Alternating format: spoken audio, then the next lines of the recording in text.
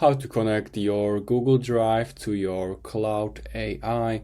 So all you need to do is to just open your Claude AI, and we want to open settings. So in left down corner area, click on your profile and here open your settings.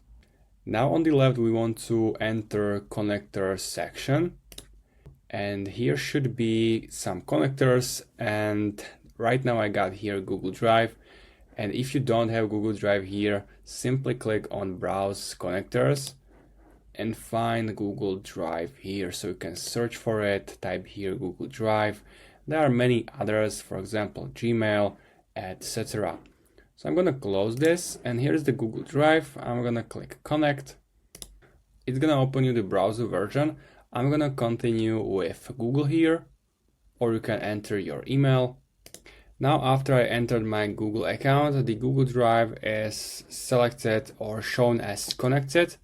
So you can use Google Drive with your cloud. So if you have any questions, leave a comment and see you next time.